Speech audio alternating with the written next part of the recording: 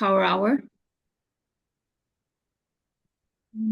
Recording in progress. Super excited today to have Peter Woolcott with us. I normally do an introduction, but the only thing I'm going to say before he's going to introduce himself is that the first time I had an interview with Peter was about 2 years ago, also for Power Hour, and then for Team Leader Summit. And he's my kind of guy. He loves the numbers. He loves accountability. He loves KPIs. He loves to see results. So you're really in for a treat because everything that he teaches is basically applicable and you can keep track of it to see if it's working or not working. So I'm super excited. And his team and his results are amazing. But I'm going to go back to Peter and I'm going to ask you to introduce yourself. Where are you from?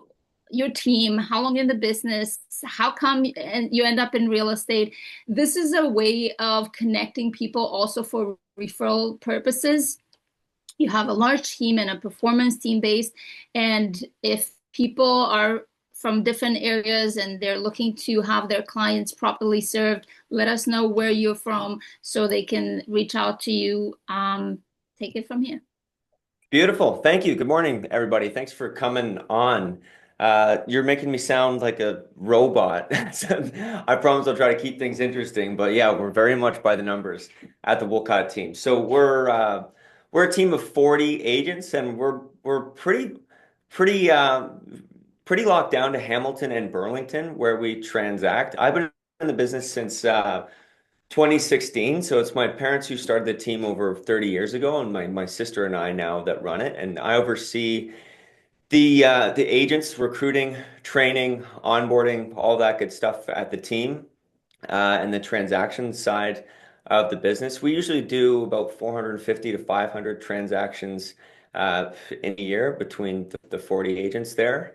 And we're like an old school style team, meaning like we're very much about the systems at work, which is boring database follow-up stuff, collecting leads, that style. That works very, very well for us, very predictable. This is what I like. This and anybody that tunes into my trainings, they're going to say this is old school, but this is the things that they are still working, and they're working very well, and they're working better than ever because not everybody is doing it. So when you have agents that are picking up the phone, that's when we see a big change. You're heavily involved in trainings and operation. What are your non-negotiable standards within your team?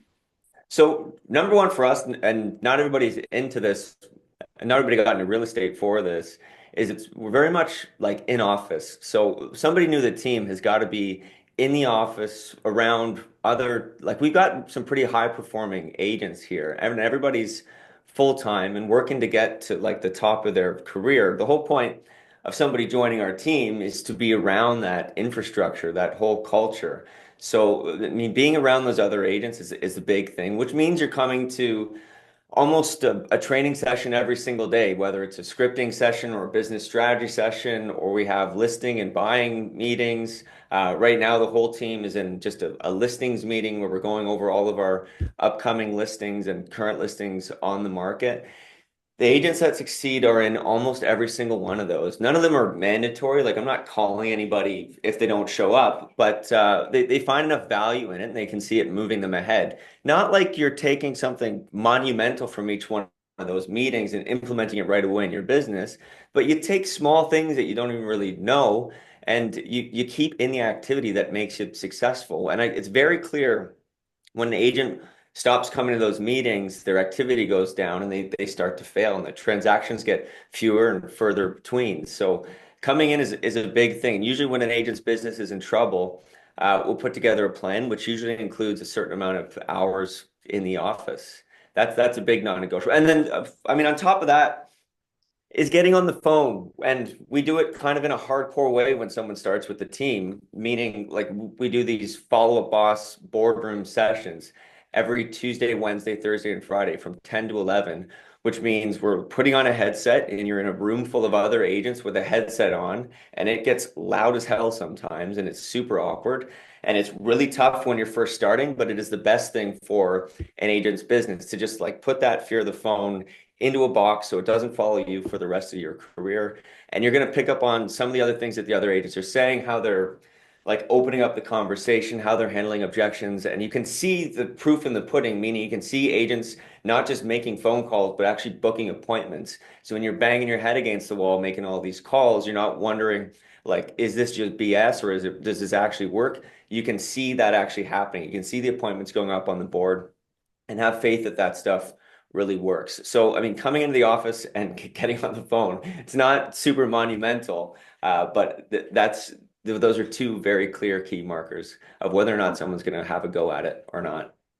So I think these are your two non-negotiable. You have to be in the office, and 4 times a week you have to pick up the phone from 10, you said 9 to 11? 10 to 11 is that boardroom calling session. And again, there's no like set office hours. Like nobody's working religiously 9 to 5, but they're in the office as much as they need to be around the agents Got to get as much out of it as they need. For some people, that's like 6, 7 hours a day. For some people, that's a couple hours a day. It's different for each agent. For somebody, for example, that would like to do these calls, but do them from home or going door knocking, how that looks, an accountability process, because this was my next question. What does accountability look like on the team? Not on the theory side, but accountability. Do they have a certain number of contacts that they need to, because you have follow-up boss, so you can see how many people they talk to. Mhm. What would that look like?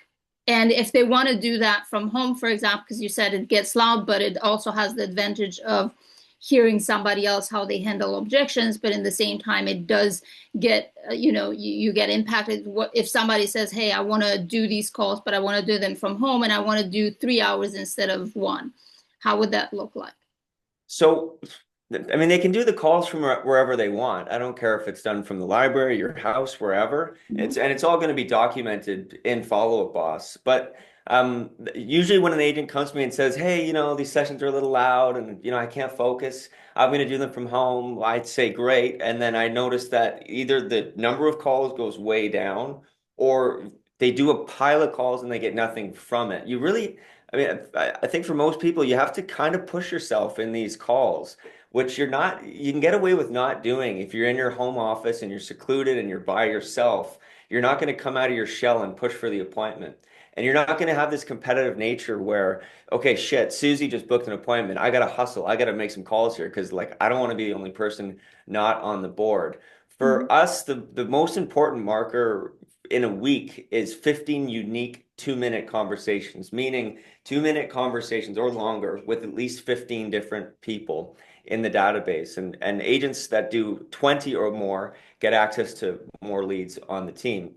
The 2-minute conversation thing is huge. If you have a CRM that tracks calls and duration of calls, this was sort of the magic bullet for us a few years ago because we moved over to Follow Up Boss and we all thought we were killers on the phone. And we realized like we can't keep someone's attention for more than like 45 seconds unless it's a friend or a past client.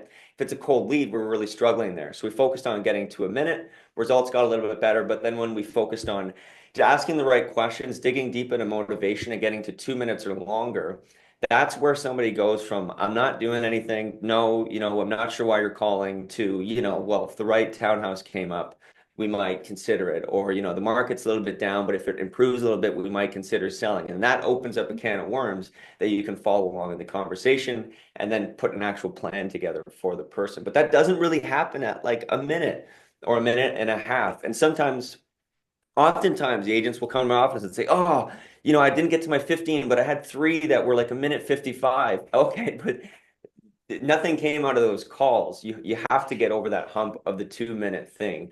I honestly that's been the biggest change in our like calling framework over the last couple of years was focusing on What just what do you feel that increases that seconds per conversation? What skill do you feel like it helped with that? I think it's the most valuable skill we have as agents, the thing that they pay us the big money for, which is being able to have conversations. Like you need to be able to speak to people. And sometimes when somebody starts, they've never made a sales call. before, and I just give them a list of questions. It's a script that's called questions to keep people on the phone. And usually going into the hypothetical can help with this a lot. So if someone says, no, we're not moving, we're not doing anything, that's a really tough roadblock for agents to get over, with very easy ways to take it out of reality and say, well, I know you're not making a move right now, but even like hypothetically, if you ever were to make a move, what do you think that next move might be? Would it be like out in the country to get some more space? Would it be like a downsize? And then you can get them to sort of dream along with you and then ask them more questions. And what would that life be like? Like, what would that mean for you and your family if you're able to put $1 million away from this downsize? What would you be able to do with all your spare money and spare time? And now you've got a ball game. Now you've got a back and forth, because the usual MO of these calls is, do you have any real estate plans? No. Okay. Well, if that changes, don't hesitate to reach out. And then that's really demotivating work. Like, try doing that for an hour every single day. You're gonna quit. You're not gonna use your CRM. So going into the hypothetical opens up a lot of doors. And you do have training specifically for learning what to say, when to say, how to say it. We You do. So we do a lot of work on scripting, a lot of work, and like about an hour every single week. Nothing crazy. But we dial into, because of Follow Up Boss, we have all these call transcripts so we can see where agents are hitting roadblocks. And it's amazing when you go through the new leads for the week and how these conversations are going. You can dial into like this. Usually it's a consistent theme week by week by week by week. And we can dial into the things that agents are facing right now, improve upon that, and get better results. And if I look right now of three activities, you said you guys are picking up the phone. That's one of the pillars of activities that drive business for your team. What would be two other pillars, let's say, to drive business? So it's not revolutionary. We do a ton of open houses. Agents on our team do at least two a month, which isn't a crazy high number. I mean, some are doing five or six. I think we had 16 over this last weekend. We usually do between 25 and 35 in a given weekend open houses. Mhm. That's a big driver of business. Agents are always picking up business from those. If you're not doing open houses and you're not sure where to get them, I would ask agents in your brokerage if they have one.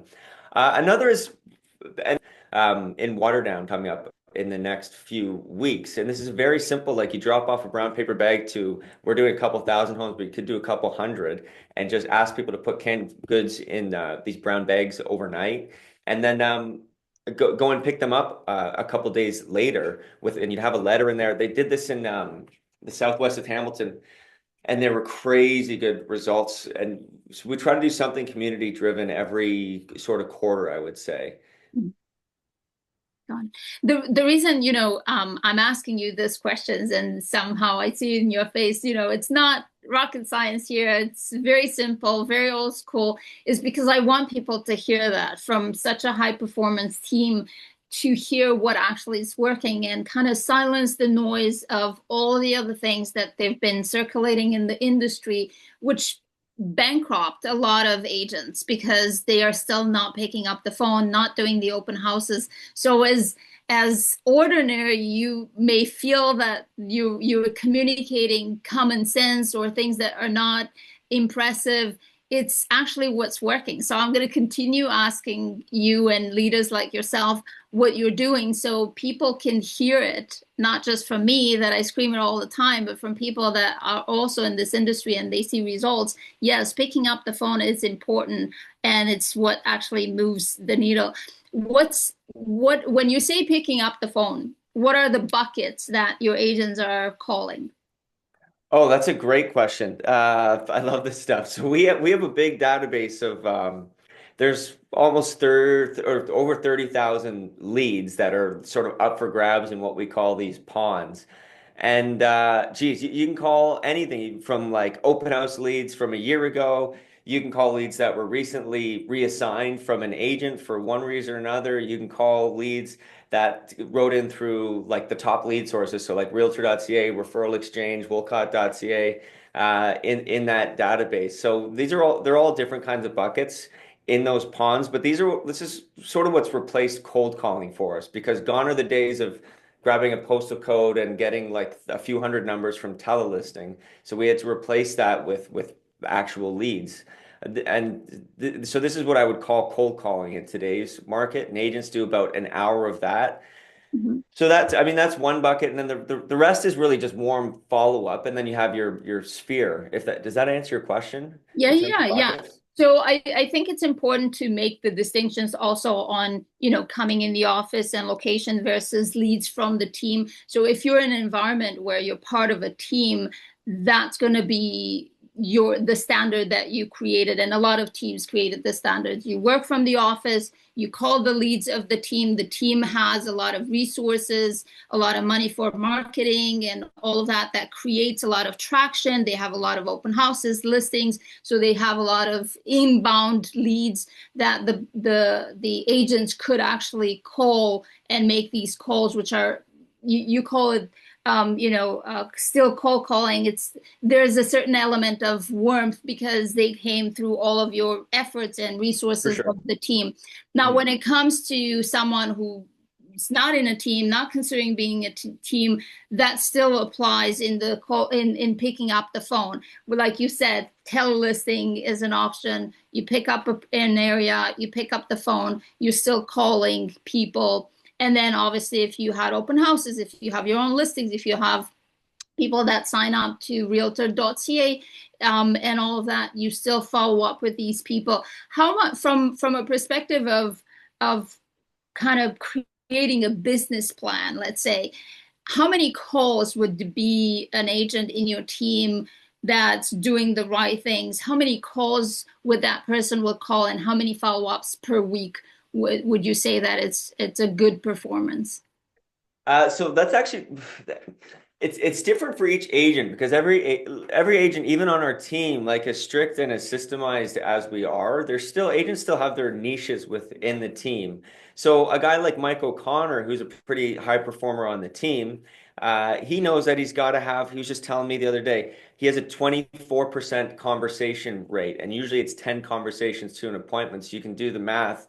If he wants to get to at least a listing a month, he's got to have at least, I think it's 20 or 25 conversations in a given week. 2 minutes. I'm From talking about his, is this from the database or cold?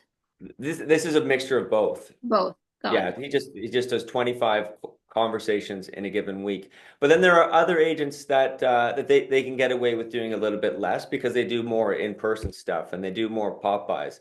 So the agents all have their own business plans. So there's no like consistent number between the two. But back to your point about like I think you're kind of getting there, which is like who do you call if you're either newer to the business or you're not on a team and you don't have this big lead flow. Mhm. I think from an old school way of thinking, which is collect as many bloody leads as possible, like as many phone numbers and names as you possibly can, so you can dump them into a CRM and have some version of what we have, which is look, you could have hundreds or thousands of leads that you can go in and call from. We had an agent join our team about 6 months ago, and she came with like 600 names and phone numbers just from her past business and past life and dumped them into the CRM. This was the highest ROI for her since joining the team, was calling through that big database of leads that were under her in there. That's often the lowest hanging fruit. It's always people that don't seem like they're going to go anywhere, but over time, these names and phone numbers turn into clients and you do transactions with them. It takes a lot of like polishing up of these leads in your database. Share with us, because you did recently a prospecting contest with your team. If you can share with us your ROI on that and the results, that would be amazing. We'll encourage people to pick up the phone. Yeah, this was nuts. So we did this from at the end of March until the middle of April. We did 4 weeks of calling competitions, which was just oh, did I lose you there? No. It No, was no. just Here. it was just 2 hours per session. So every Wednesday morning for 4 weeks, we called for 2 hours as a group, and we generated 80 appointments total, plus 11 client meetings on top of that. We did 6,000 dials between 33 agents, 792-minute conversations. When you do the math, because we know at our team, we know what a dial is worth. It's $14. We know that a 2-minute conversation is worth roughly $100. We know that a listing appointment for us is worth $4,000. We know that a buyer showing on average is worth $1,400. So for each agent, And he was saying earlier, he's not a robot. I'm telling you, he knows his numbers, okay? And when you know your numbers, you know where to put your time, where to spend your time. I love what you're sharing right now because it's so important to understand your numbers. They don't lie. so I think the agents on our team are sick of hearing about it because I constantly go through this stuff. But it's good to be reminded about it. I mean, when you know the dollar value of what you're doing, I don't mean like you have some idea. I mean like it's on a piece of paper in front of you all the time. It is so easy to pick up the phone and you know when you're at minute 40 of an hour, it's so much easier to get through that last 20 minutes when you know, shit, if the next person picks up and I book an appointment, it's $1,400 or it's $4,000 in terms of a listing appointment. I think it's important. You just said something that is very important, and I stress out that so much. And I wanted to make a point because you just gave us the numbers. I always say that a listing it's worth more just because the amount of time that you're spending with the buyer. And I just want to point it out. You said a listing is $4,000, a buyer is 1,400. Yes. So how somebody just asked, how did we arrive at those numbers, which is a great question. Yeah. Um, so over the year, like ever since I started at the team, it has always been about 13 buyer outings per buyer transaction. And the way that we count buyer outings is not individual property showings, but every time you go out to show properties to that client is what we call a buyer outing. And over like 20 years of data, it has always consistently, year after year, been about 12 to 14 buyer outings to a showing. And when we take our average transaction um, from the buy end, it's about 18,000 or just over, and you work out how many appointments it took per each one of the buyer showings. That's how you arrive at that number. The listing side, same thing. For us, it's been kind of crazy in the sense that only 53% of the listings that we took last year actually sold. We had so many cancel or expire, or they're still on the market.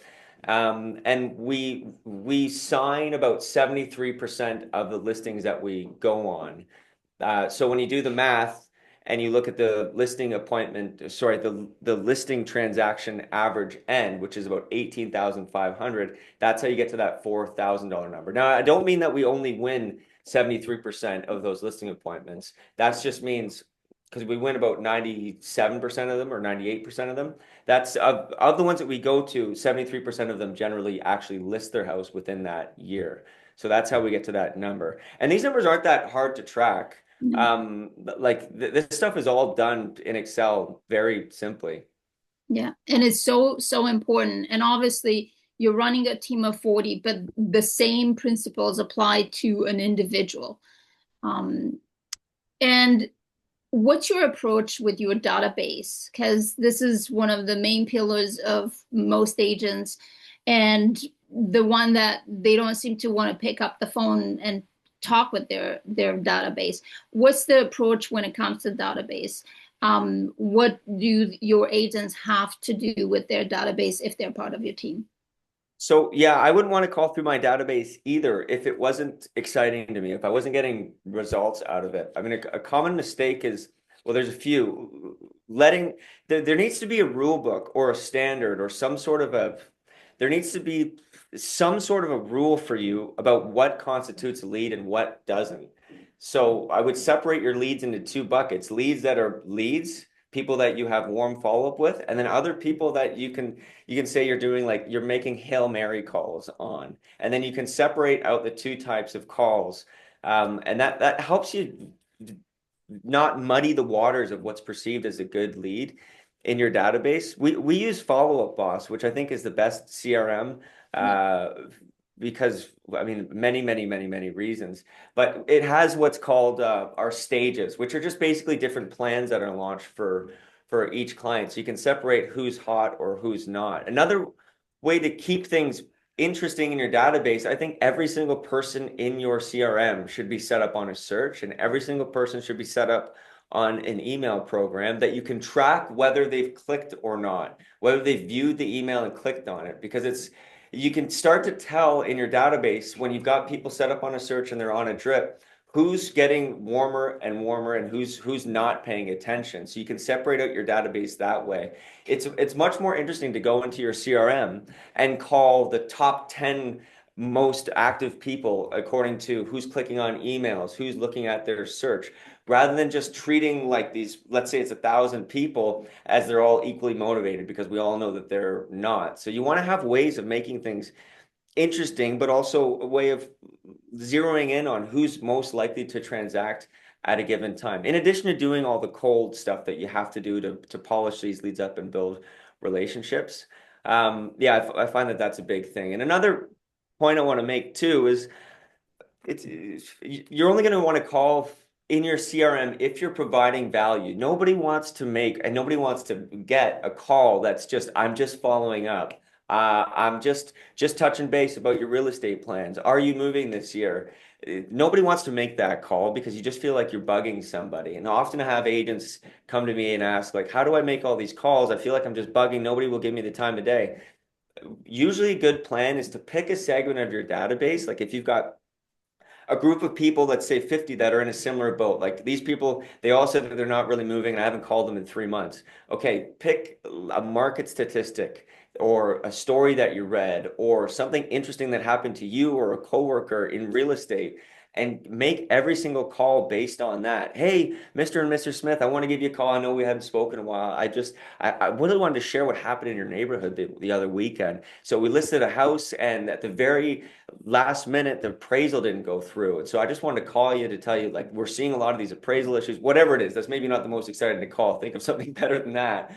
But then you have something like interesting to call and you're providing value. And it doesn't sound like, do you have a paycheck ready for me? Because those calls are demotivating to make. And you won't want to make them or load up your CRM if that's the way it's going. Of course, it's very uncomfortable to make that kind of calls, and you already answered a couple of my questions while you were talking. So, but I wanted to ask you yes, you separate your database in different categories, different buckets, and you call them accordingly. If there are warmer leads, you call them more often. But if let's say there's a big bucket of people that in your database that are not doing anything for now, but you want to be top of mind, obviously, with the invitations, with the emails, and all of these campaigns, the search that goes to them. How often do you actually pick up the phone to talk to them besides all the other touches? Oh, so minimum every 3 months. So that's a great question. On our team, the minimum calling cadence is 3 months. And to some people, that might seem like really, really tight. And they'll show up in your CRM and you'll think, geez, it feels like I just spoke to them. And it will. But if just like I said, if you're providing value, it's not going to seem like that long. You're going to be excited to call them, to update them on what's going on. But in the client's mind, they don't think of it the same way you do. They don't have a note that tells them exactly what the last call was. They can't remember if it was 3 months, 6 months, 8 months ago.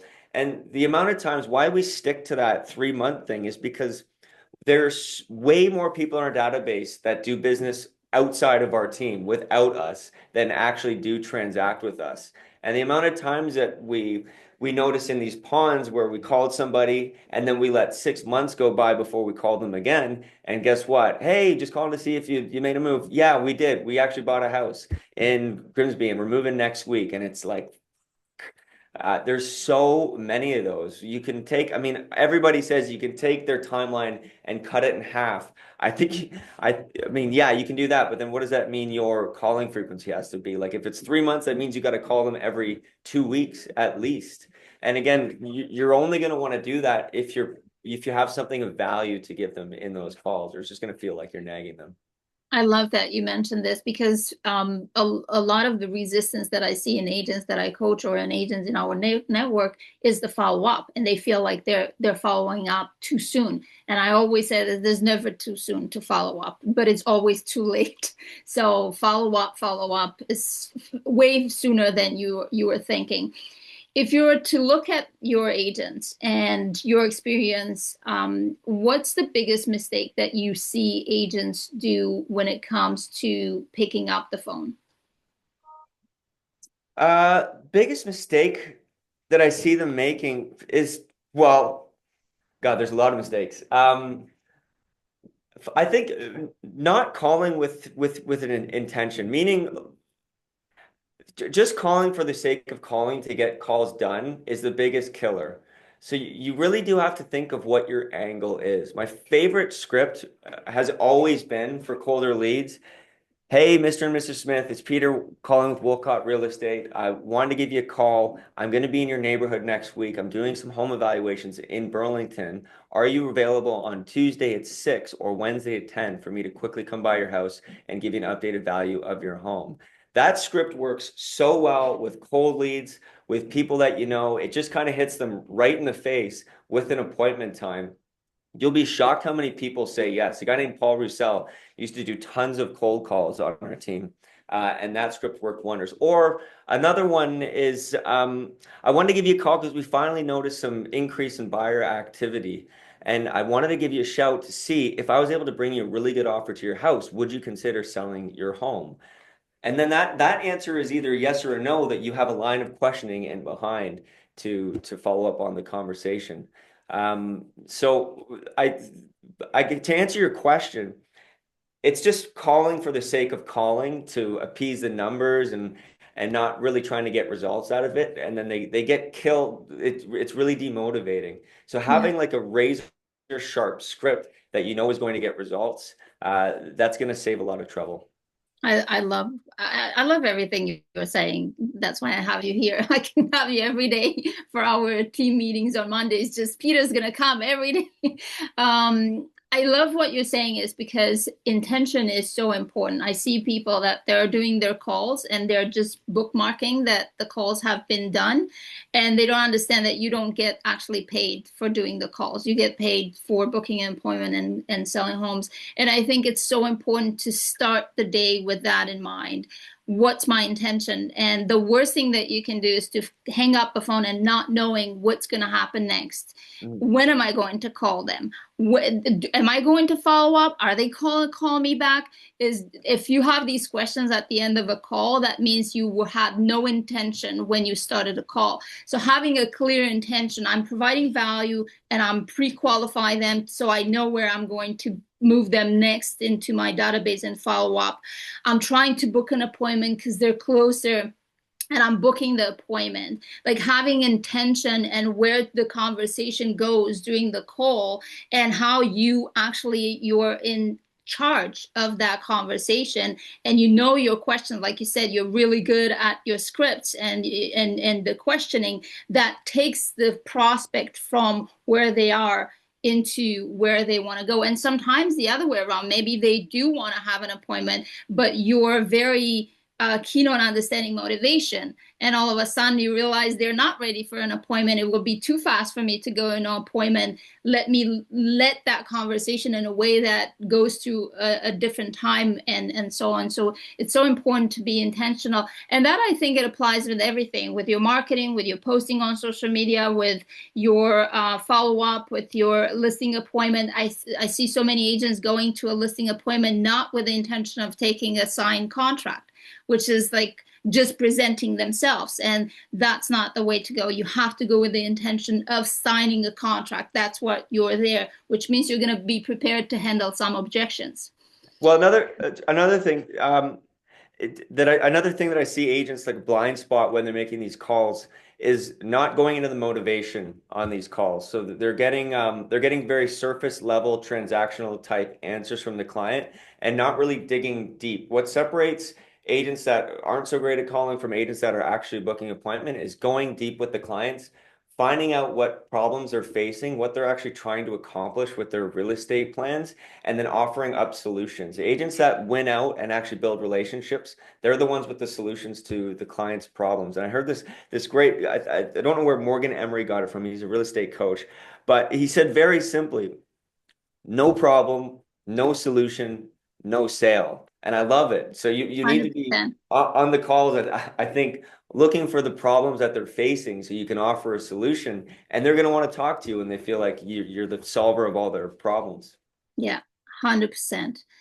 Um, do you guys do campaigns around, and no you do, but walk us through the campaigns of just sold, just listed campaigns on how the calls are happening. And does your team actually go door knocking on just sold, just listed?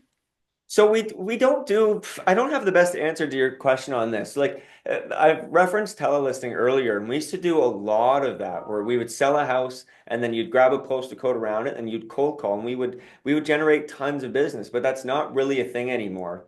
So we don't really have the best just listed and just sold campaigns other than anytime we sell a house, our marketing manager sends out door knockers to agents to go out and knock on doors, and they go out and do that, and we get the odd listing from it. But to be honest, it's not as dialed in as I would like it to be because uh, part of it is because it's really tough to scale. So door knocking is great, but I really like the phone aspect of things because it's very efficient and it doesn't depend on the weather or your door knocking partner or all these different things. So what we're trying to do, and it's amazing that Follow Up Boss doesn't do this, is segment our database into like geographic areas so we can call people that we know because we have 70,000 people in our database and let them know about a just list or just sold. But to be honest, we're just not quite there yet. So other than door knocking and letters, we don't do as much as we could be doing on just list and Yeah. just sold. And Yeah. that's low hanging fruit. Yeah. I'm a huge advocate of just listing, just sold and farming a neighborhood, and especially if you're, if and as you grow, obviously you have different avenues of generating business that come a little bit easier. So as a team, it's different to double down on the things that work right away. But for a solo agents, for example, that's how I started door knocking, cold calling, in a specific area, just sold, just listed, going in, trying for the for sale burners and expires of that particular neighborhood. And thank God right now there's a lot of them. Yeah. And in my view, if you don't have a big database, if you're not part of a team, it's the solution of literally becoming a millionaire in real estate. Obviously, not at the scale of a team, but as a solo agent. And there's advantages and disadvantages, and I agree with you. I know agents that they're really, really like the door knocking part. I was more of a cold caller than a door knocker just because of the weather. And in Canada, we're so dependent on the weather. But what I find it interesting and what I find is that it really gives you the best reward is to combine the two of them, to be open-minded that if outside you have you have a backup plan. If outside is raining, you go back to your calls. If it's nice outside, you go to the doors.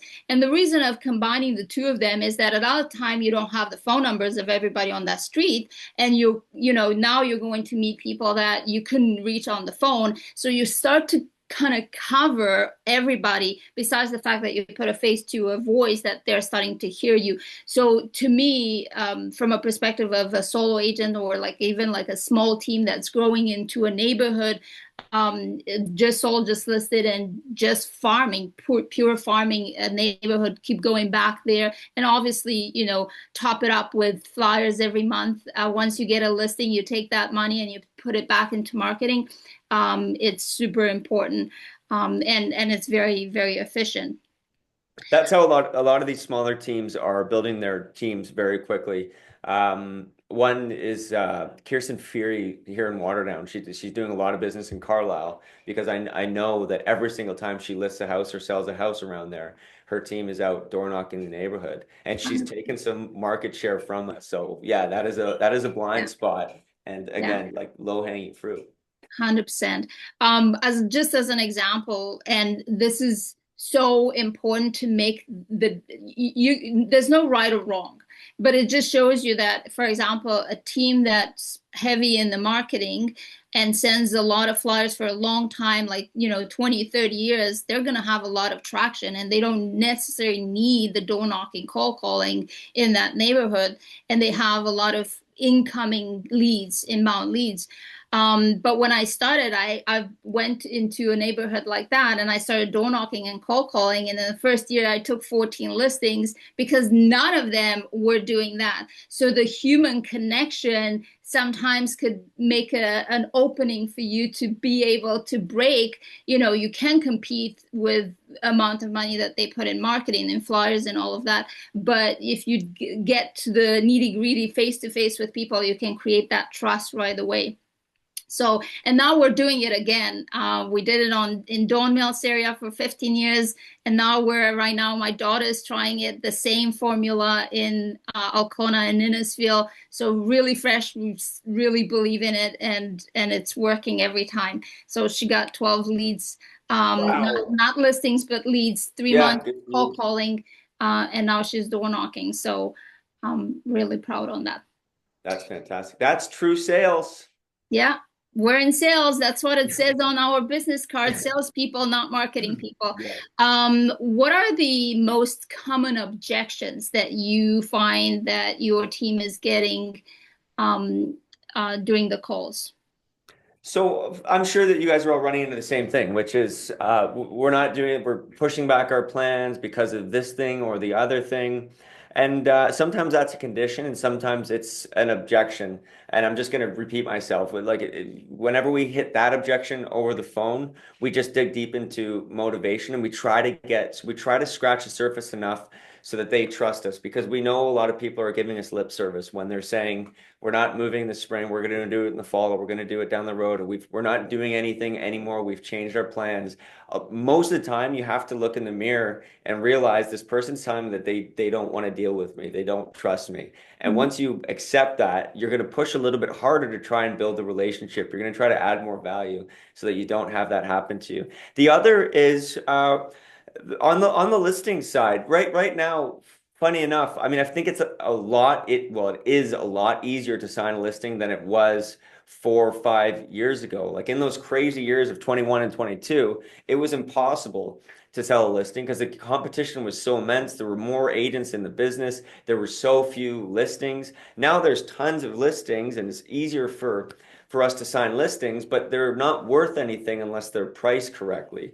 So the agents that win out are the ones that can have these price conversations, handle these price objections effectively, which means knowing your numbers and knowing how to explain your numbers. Those are two different things. I mean, one thing that I like to use is the months of inventory argument when I'm talking with sellers. So right now, what are we at? About 5 months of inventory. Does that sound fair? 5.5 months Yeah, of yeah. inventory in Hamilton and Burlington. Anyway, so if you have 10 listings on the market, that means it's going to take 5 months to sell each one of them. So two listings every month are going to sell off, which means 8 months, 8 listings out of the 10 listings won't sell. So we've got to be priced in the top 20% or else your house isn't going to sell. Based on what I went through today, your price that you want to be at isn't going to be anywhere near that. So we've got to come down. Anyway, the agent that can have that price conversation effectively and confidently is the one that's And going to again, win out. that comes down to skills and learning your what to say Or yes, but and also knowing the it's much numbers. it's much easier to have those conversations, those tough conversations on price, and be willing to walk away from a listing if you have a full pipeline.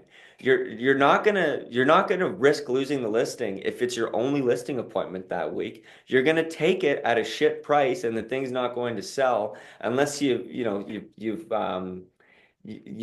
heart is steel. But usually the agents that can have these price conversations effectively on our team, it's because they've got so many listings, and the last thing that they want is another overpriced seller on their roster that they've got to call and sell marketing reports every single week when they know that there's not a paycheck in it for them. So they will say no to the listing, but you have to have a full pipeline in order to do that. Yeah.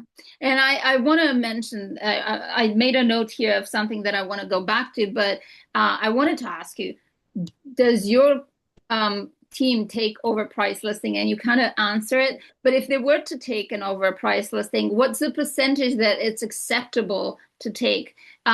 Let's say the client has a strong motivation, because if not, then it's really a waste of time. But what would that look like? That's you hit the nail on the head. We'll take an overpriced listing if they have motivation to sell. So sometimes you have a seller that like needs to move. Like they're going through a divorce or they're out of money or this, that, the other thing. Like that house is selling by the end of the year, no matter what. So I don't really care if we take that at 3 million or 2.5 or whatever, because I know that they're going to have to walk down in price. As long as we've done our due diligence and had these price conversations with them so that we're not misleading them in regards to what's going on the market, I'm fine with it. But we cannot take an overpriced listing if it's just to try out the market, or it would be nice if. It's the same thing with buyers. We talk to buyers all the time that say, it would be great if you could find me a dream property, a farm with 100 acres and a big 3,000 square foot house for $1 million. Okay, like I would buy that right now. That's not a motivated buyer. Yeah. That's what it sounds like. So if someone's motivated, we'll take it at whatever price within reason. As long as we're on the same page about reducing, we'll be reasonable about it. Um, Sometimes that's more black and white than others. I mean, if it's a townhouse, it's much more obvious what the actual terminal selling price is going to be. But when you start getting into luxury and acreage and rural stuff, it gets a little bit more gray and you have to have a little bit more leeway. It's sometimes tougher conversations. What's the reason for not taking overpriced listings or working with unmotivated buyers? What's the reason you advise your clients, your agents not to? Well, for them, that's another great question. For them, they have the realization, or we try to help them have the realization that even though the costs are borne by the team, we pay for staging, photo, video, all that stuff. So there's no financial risk really for them. What that seller's going to take headspace and bandwidth from you away from other motivated clients. The same thing when an agent says, "Oh, I'm going to just do this one lease because I know the person and I like them and I want to help them out." But they don't realize like every hour that you spend is an hour taken away from an actual transaction. An overpriced seller is no different. You can have these sellers leading you on and not actually doing anything. And an overpriced, you can't make the justification that an overpriced listing is going to generate leads because they don't, because nobody calls in off overpriced listings. So there really isn't anything in it for the agent other than wasted time, headache, maybe a bit of an ego boost because you got another listing in your roster for what that's worth. Yeah. Yeah. I wanted to just go back just for a second because you mentioned something very fast, but it's very important, and I think it needs to be mentioned. There's a big difference between a prospect having purely just a question about the process, a condition, or an objection. There's a very different ways of approaching the conversation. A lot of agents seem to go straight into handling an objection when there was just a question or there was truly a condition. So handling objections just doesn't make sense. If you don't mind, from I know you listen to hundreds and hundreds of conversation with agents on the phone, what's the mistake of agents doing that, confusing these three things? I think it's really tough to get into like the psychology of it, and you can only science it so much. The reality of it is you're trying to have an open-ended, really quality conversation with somebody. That is the end goal. So your point is great. That sometimes somebody asks a question and an agent goes into objection handling mode, and now the thing turns into an argument over what? Over nothing. Like the client's just asking your price about commission over the phone, and this reflex objection handler comes out that now turns this conversation into like some antagonistic bout. Um, it's really tough to tell at the start what the difference between an objection and a condition is, but the only solution to this, it's not a very sexy answer, is doing high volume of calls regularly. Like that's a really boring answer, but for agents Yeah, because that you're are gonna in the recognize. business, Yeah. for agents that are in the business of doing calls regularly, consistently, it's not even a question. They know when an objection is, they know when a condition is, they know how to handle it. They've had so many conversations with people that there's nothing that can be said on the other end of the phone that's going to surprise them. That they've done all the requisite grunt work to get good at leads. Like those follow-up boss sessions that we do, They're really thought of as like a workout, like a gym where agents go to work out these calls and get really good at having real estate conversations so that when we give them a good brand new lead, that call is easy. Because you don't want that new lead, someone who calls you out of the blue that wants to list their house. You don't want that call to feel hard. That should be very, very easy, chill, and you can have a casual conversation where you get all the important information out of the client to help them best. But that call is really, really hard if you haven't done any calling all week. You're going to be fumbling, you're going to be nervous, you're not going to know what to say. But if you've been talking to like shitheads all week that wouldn't give you the time of day, that call is easy. So that's the best way I can answer that question, I think. Sounds good. Yeah, no, you answered. Wanted to ask you, and I want to be mindful of your time, but I just have a couple of things here. This question came in a meeting with agents. How often do you follow up with listings that are sitting on the market 30, 60, 90, 100 days? How often do you follow up with them with reports and also another question is how do you maneuver their mindset, their emotional state when properties are not selling? Okay, this is a great question.